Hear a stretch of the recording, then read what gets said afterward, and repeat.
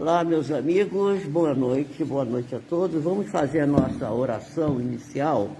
São exatamente 19h30 ali, né? Não sei se está certo lá também.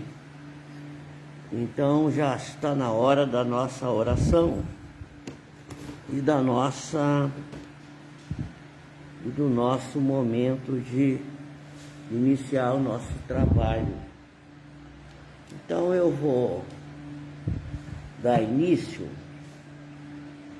fazendo a nossa oração. A nossa oração, que é de praxe, ela é uma forma da gente solicitar o apoio das entidades bondosas que nos apoiam, que nos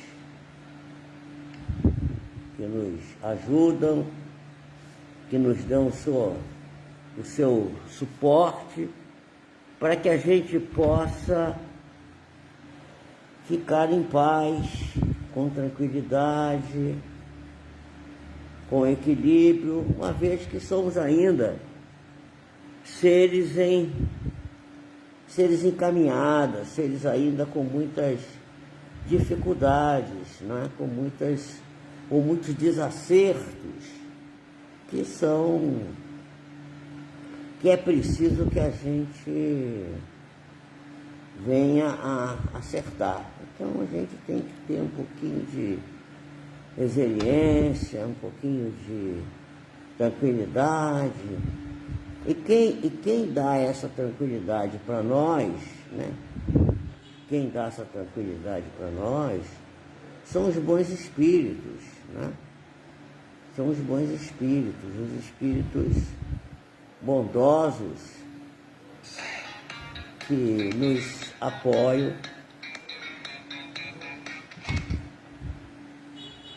que nos dão o seu suporte, não é? Então,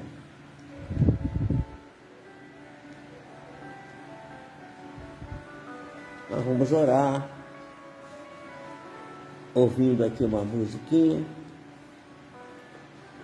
Senhor Jesus, nosso Mestre e Senhor, amigo de todas as horas, aqui nos encontramos, Senhor, mais uma vez,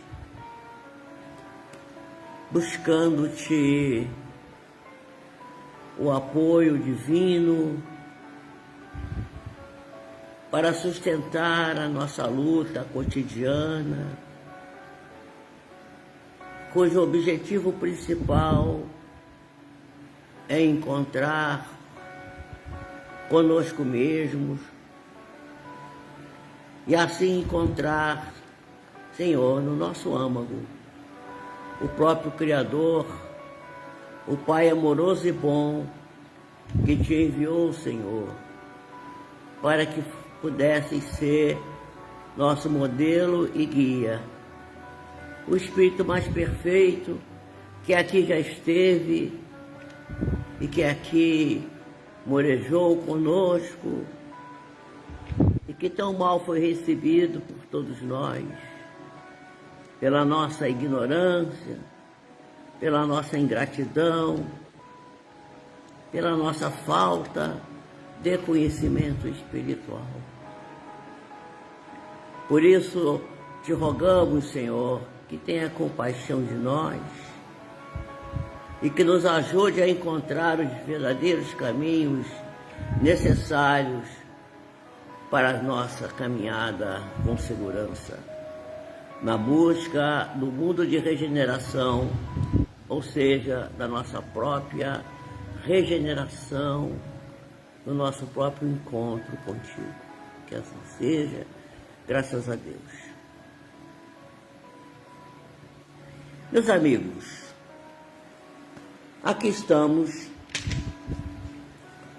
nesta noite de segunda-feira, buscando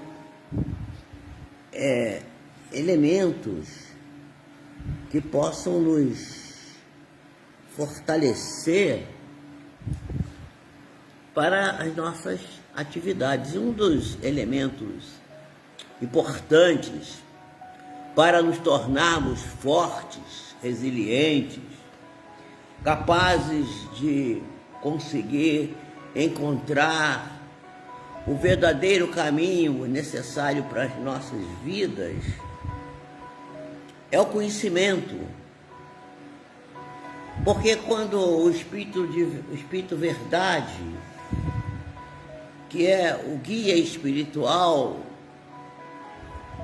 muitas vezes dito como uma pleiade de espíritos, para alguns, para outros seria alguém tal como João Batista,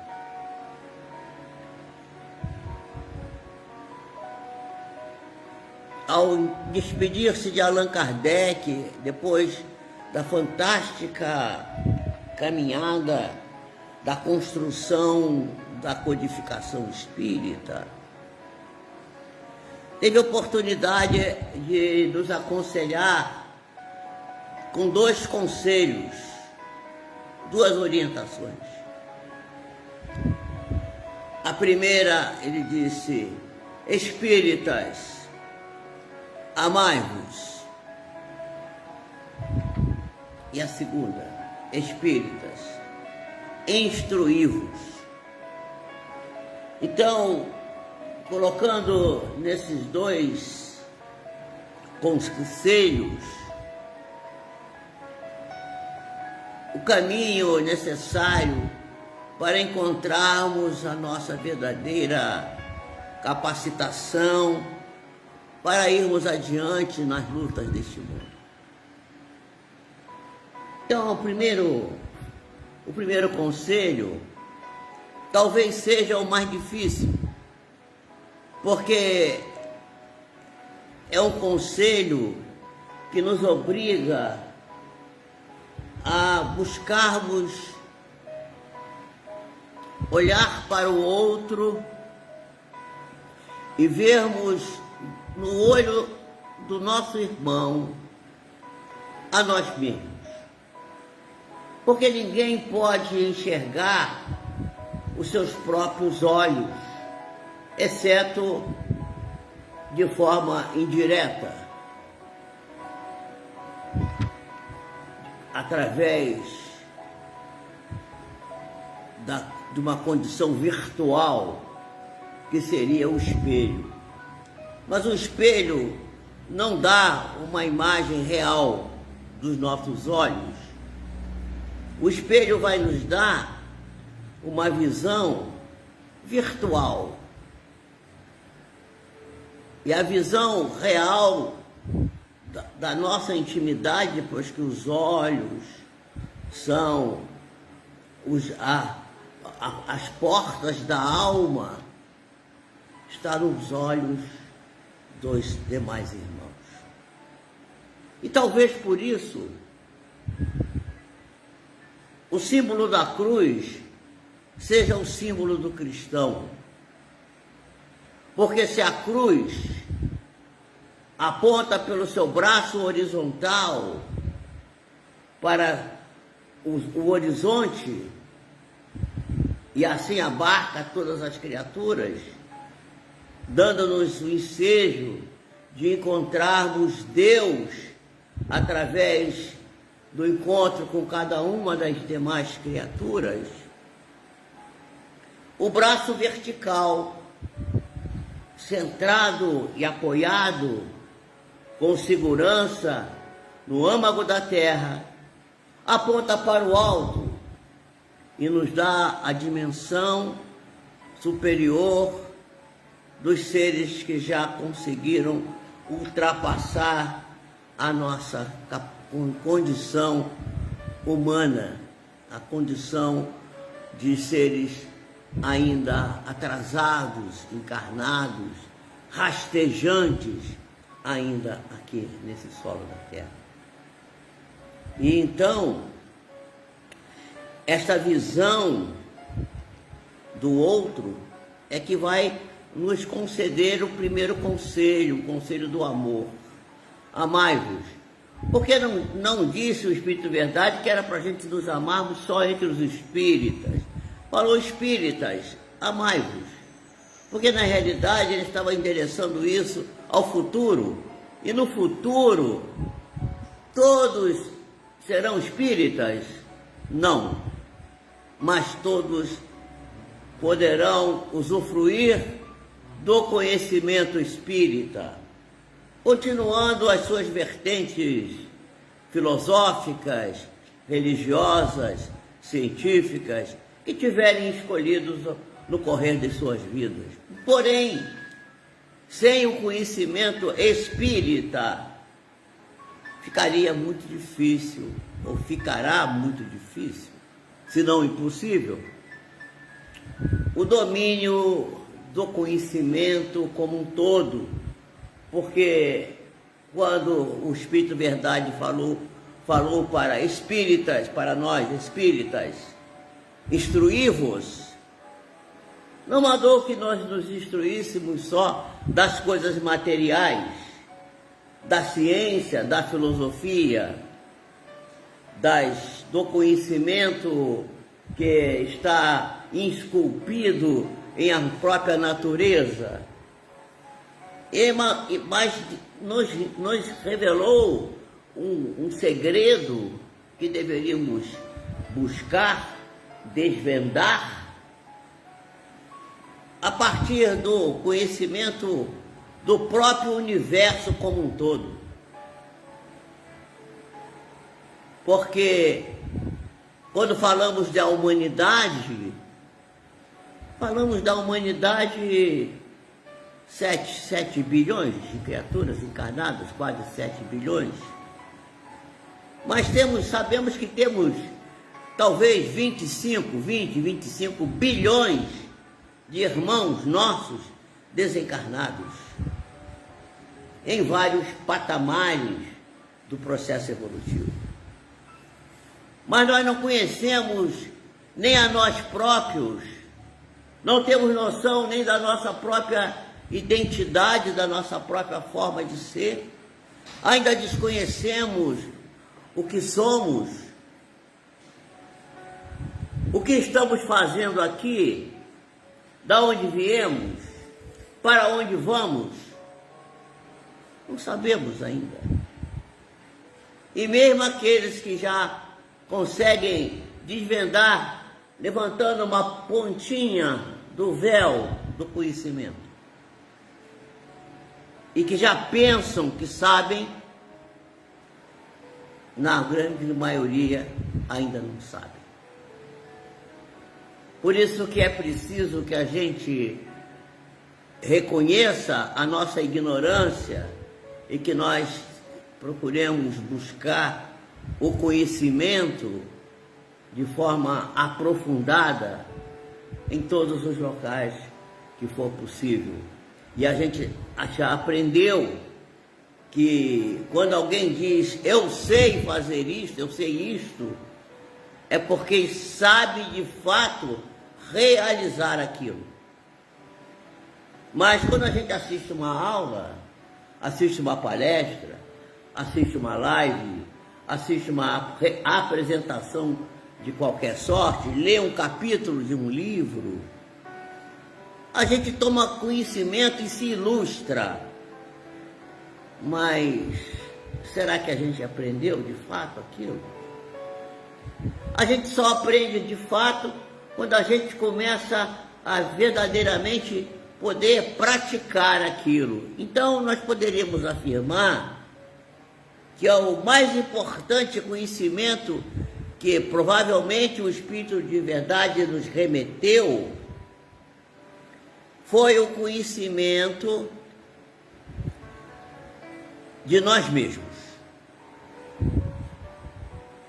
E o conhecimento, e depois desse conhecimento, do conhecimento de si mesmo, o conhecimento mais importante que temos a desvendar, a descobrir, é o conhecimento e o respeito pelo outro. porque quando a gente começar a desvendar o seu próprio segredo interno de si mesmo, já começa a descortinar um pequeno caminho que vai nos conduzir ao reconhecimento das outras criaturas. E assim, nós estaremos atendendo a recomendação sábia do nosso irmão, ou dos nossos irmãos, né? Chamados Espírito Verdade, que foram os orientadores do processo da codificação espírita. E para que a gente possa saber o que seja a codificação espírita, precisamos decodificá-la. Porque se ela foi codificada, ela está num código. E o que está em código, para ser entendido, precisa ser decodificado. E assim, poderíamos dizer também que dentro desse conhecimento necessário, o mais importante conhecimento, além desses dois que eu já citei, seria o conhecimento das leis que estão esculpidas no Evangelho de Jesus. E que foram, de certa forma, analisadas no seu aspecto moral por Allan Kardec em O Evangelho segundo o Espiritismo. E ali nós temos a chave que vai abrir esse caminho para a compreensão de nós mesmos. Por exemplo, no capítulo que trata do amor ao próximo como a si mesmo, nós vamos encontrar lá no capítulo 11, no item 8, uma passagem trazida pelo Espírito Lázaro, que vai nos lecionar uma verdadeira aula de evolução espiritual, dizendo que no início nós temos instintos, porque a primeira compreensão que temos que ter é sobre nós próprios. Então, o que somos nós? Somos os seres que inicialmente fomos construídos a partir do instinto, que é uma herança atávica que herdamos dos nossos irmãos animais.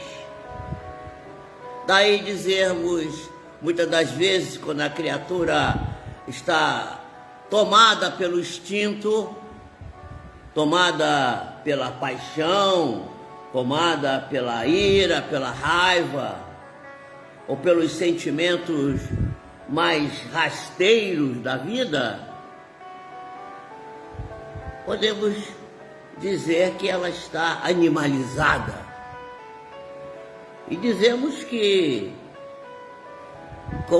como se nós pudéssemos atribuir aos animais, que são os nossos ancestrais, aos quais devemos respeito, carinho e gratidão, devido a eles terem nos concedido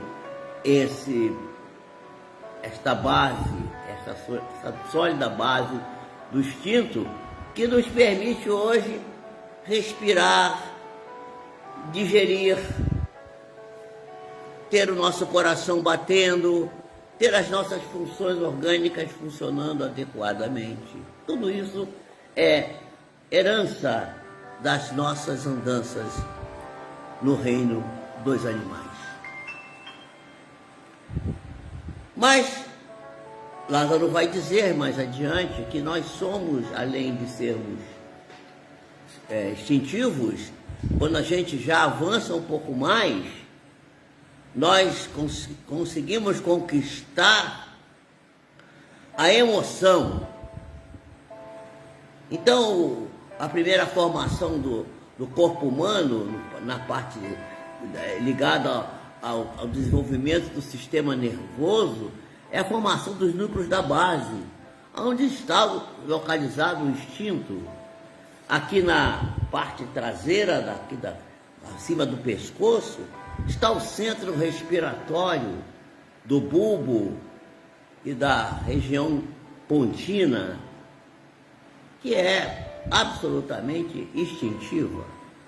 Mas a evolução vai nos levar a uma parte mais superior, que é a região chamada sistema límbico, aonde os nossos sentimentos, a nossa emoção, a nossa memória vai se manifestando e vamos encontrando então as respostas voltadas para as nossas percepções do sentimento embrionário ainda.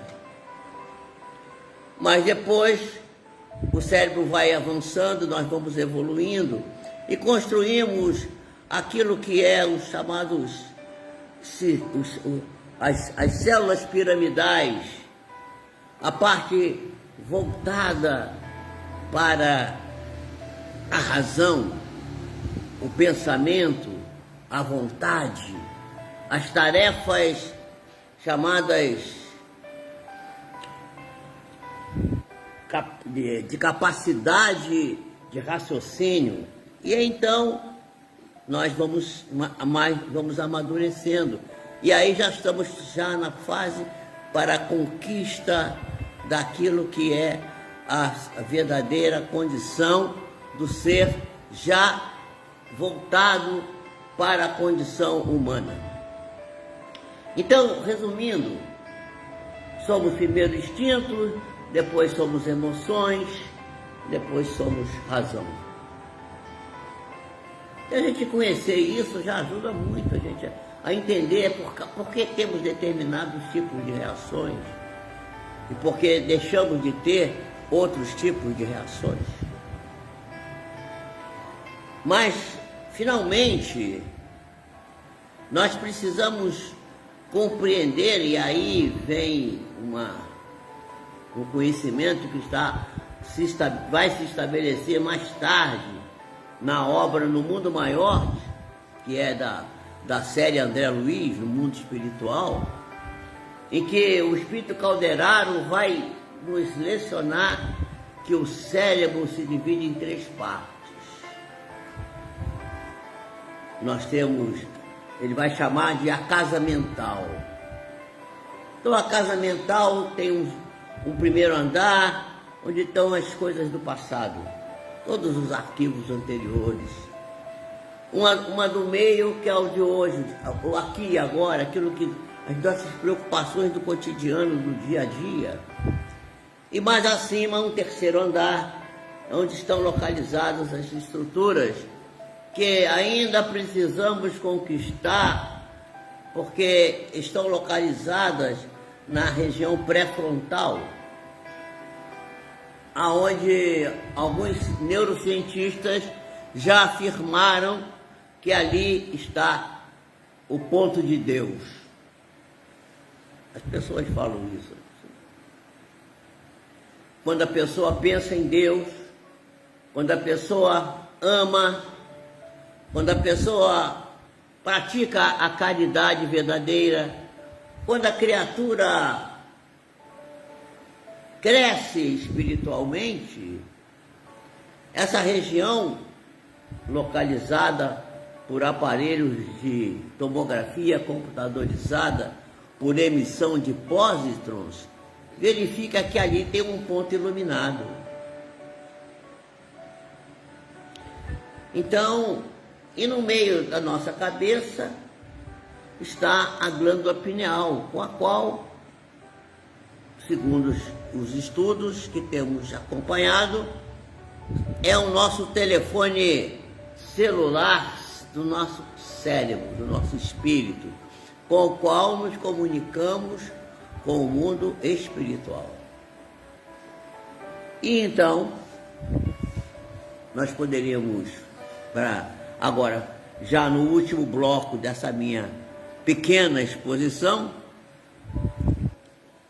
nós poderíamos dizer que, já que utilizando o trabalho do nosso querido irmão Hermínio Correia de Miranda, dizer que existe uma técnica de comunicação espírita, porque nós precisamos descobrir o que seja comunicação, porque para avançarmos e para ganharmos a capacidade de sabermos bem como atender à orientação do Espírito Verdade, nós precisamos aprender a nos comunicarmos. Então, Hermínio Miranda diz que aos espíritas interessa muito o problema da comunicação. A comunicação é muito importante, porque a técnica de comunicação se desdobra em dois aspectos distintos. Quais são esses aspectos? O primeiro aspecto, e esses aspectos são complementares, um complementa o outro. O primeiro aspecto é de grande importância, porque é aquele aspecto da comunicação que existe entre os espíritos desencarnados. Porque quando a gente fala espírito, o pessoal pensa sempre em desencarnado, mas nós temos que falar espírito desencarnado e espírito encarnado, porque nós também somos espíritos e não somos desencarnados.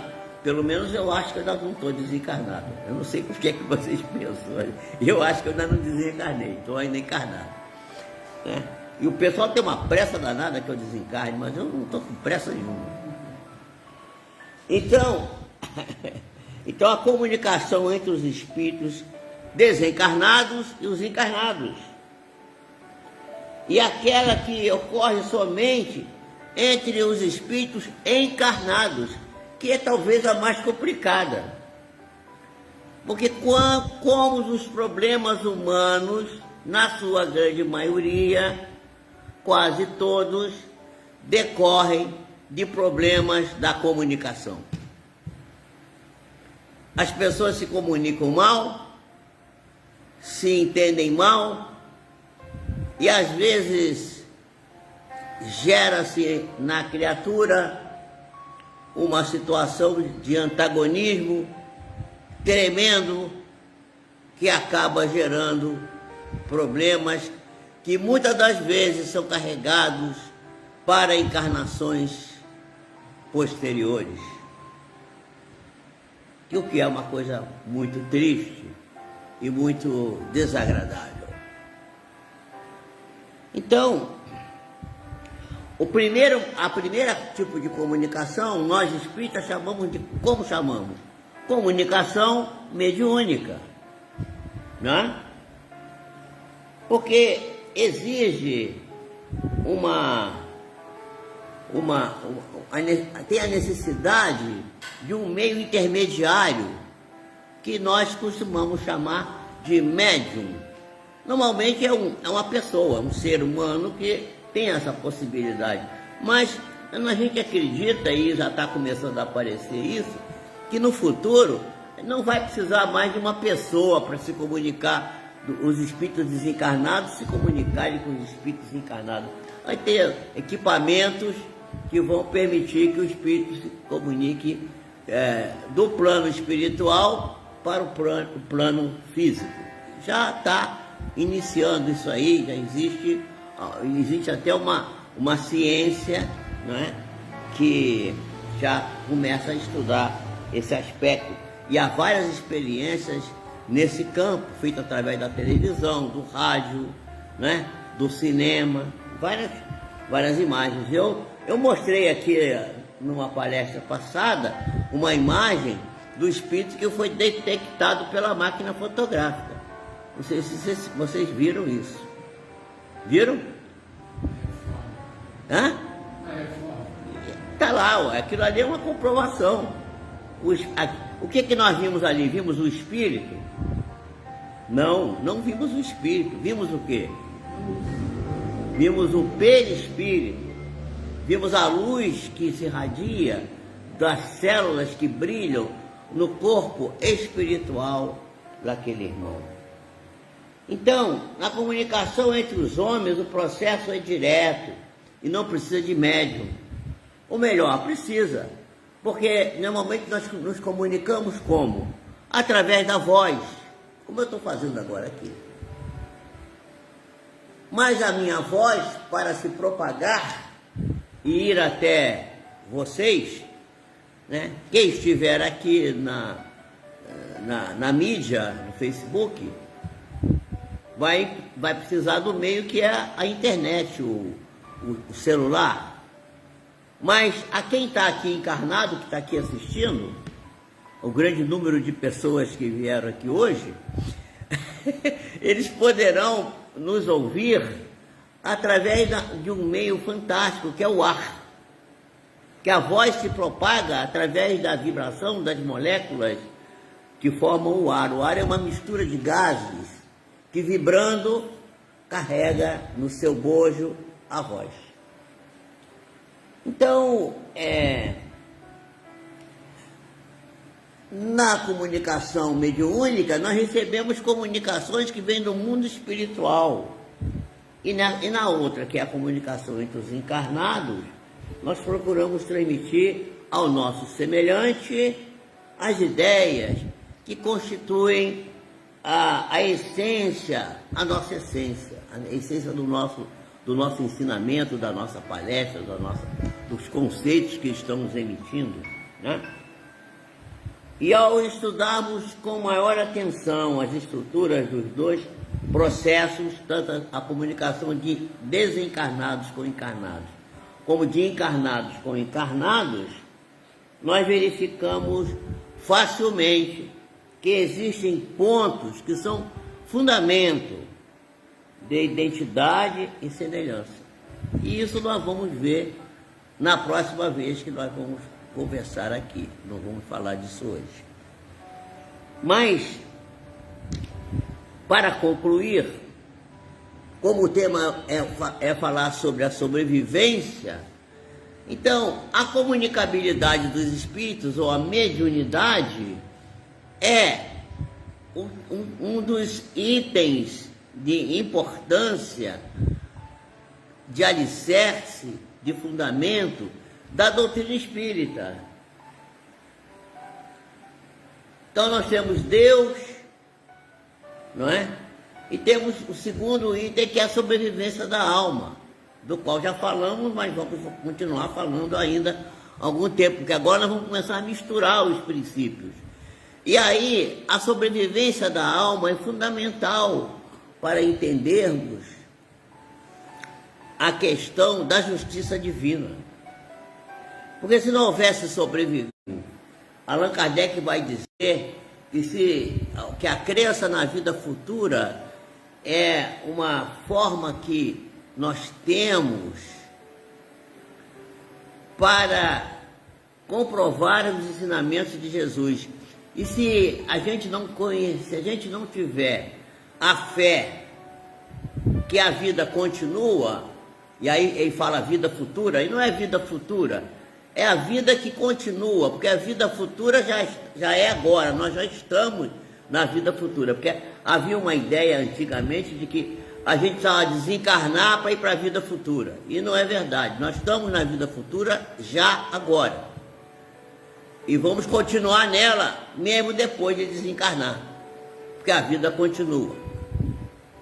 Aliás, esse é o título do último livro da série Mundo Espiritual de André Luiz, que você está lendo, e você vai, não sei se você já leu esse, mas se não leu, vai ler daqui a pouco, A Vida Continua, que é um livro maravilhoso. Tem até um filme sobre esse livro, que é um filme que eu assisti no cinema, que é lindo, maravilhoso. Então, esse princípio, que é o terceiro princípio, que é a comunicabilidade dos espíritos, ele comprova o segundo princípio, que é a sobrevivência da alma. Porque se não houver sobrevivência da alma, não haveria comunicabilidade, né? Aliás, Allan Kardec tem a oportunidade de, no livro dos médiuns, começar o livro, no seu primeiro capítulo, perguntando assim: há espíritos?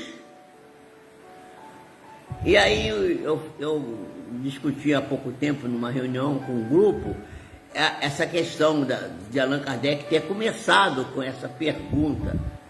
E aí alguém falou assim: pois é, mas se não tivesse, podia encerrar ali. Não há espíritos. Pronto, então para tudo, porque não tem espírito, não há espírito. Aí Allan Kardec começa um arrazoado fantástico, que, aliás, vale a pena dissecar os estudos do mestre de Lyon, que é fantástico, é maravilhoso a sua maneira racional, argumentativa, sólida, lúcida, que foi escrita há 160 anos atrás e que é válida hoje ainda, e serve ainda de alicerce para vários conhecimentos. Então, a sobrevivência da alma, e aí eu estava falando que no item 4 do capítulo 2 do Evangelho, Allan Kardec vai falar do ponto de vista. E ele disse que a fé na vida futura modifica completamente o ponto de vista da pessoa. Mas se a pessoa não tem fé na vida futura, ela fica completamente perdida, ela não sabe nada, tudo que se falou até aqui não serve de coisa nenhuma. Mas se a pessoa aceita isso e disseca esse conhecimento de que a vida continua, de que a sobrevivência é uma realidade, a criatura começa a dar muito menos valor às ninharias, às coisinhas pequeninas, que às vezes tem uma importância tão grande para nós na vida material. E nos faz verificar que não devemos perder tempo, nem energia, em sofrermos tanto por tantas coisas que parece que vão acontecer, mas que nada daquilo é valioso. Nada daquilo representa coisa nenhuma, porque são coisas que vão ficar para trás. E a grande preocupação que devemos ter hoje voltando aqui à questão da comunicabilidade, é tentar restabelecer a comunicabilidade com todos aqueles que nos acompanharam na jornada, especialmente aqueles que nos maltrataram, que nos defraudaram, que nos espoliaram, que nos perseguiram, que nos fizeram tanto mal em nossas vidas. Para retomar no caminho em que estamos seguindo, o processo de perdão. E ninguém é obrigado a abraçar com sentimento fraterno o inimigo. Mas é dever do cristão verdadeiro, daquele que já crê na vida que continua, perceber que todos nós temos equívocos, todos nós temos tropeços, todos nós temos ainda um ego exacerbado, uma vaidade grandiosa, um sentimento de amor próprio extremamente sensível, e ainda nos ferimos com coisas que, na realidade, não têm nenhum valor. E acabamos construindo para nós próprios empecilhos para que a nossa luz possa brilhar e para que possamos avançar a caminho da luz.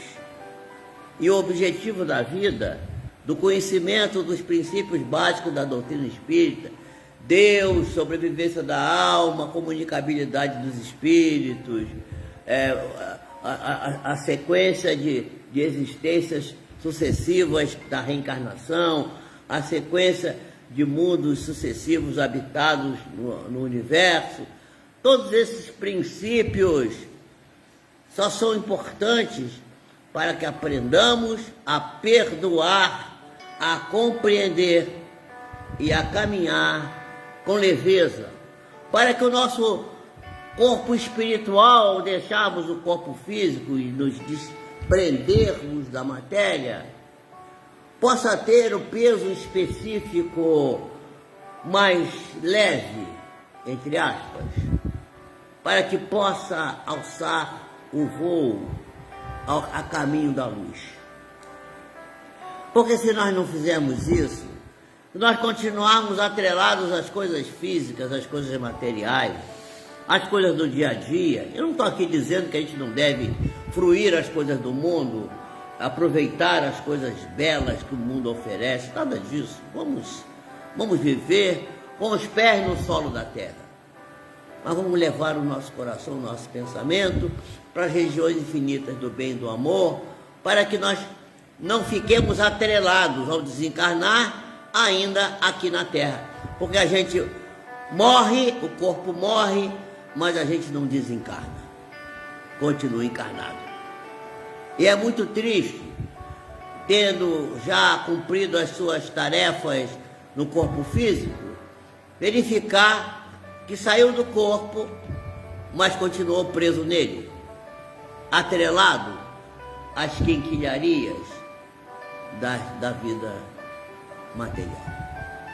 Então aí está, meus irmãos, a mensagem que eu queria trazer hoje, que é uma mensagem de esperança, de alegria, de compreensão da vida com um elemento novo, que é novo. Por que novo? Novo porque as pessoas não conhecem ainda, que é a sobrevivência da alma, que é a comunicabilidade dos espíritos, e que é, sobre tudo isso, acima de tudo isso, a paternidade de um Pai amoroso e bom, que é Deus, que está sempre nos ajudando, nos protegendo e amparando.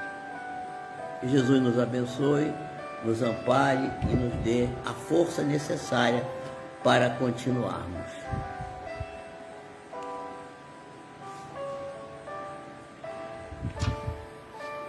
Deus, nosso Pai, que sois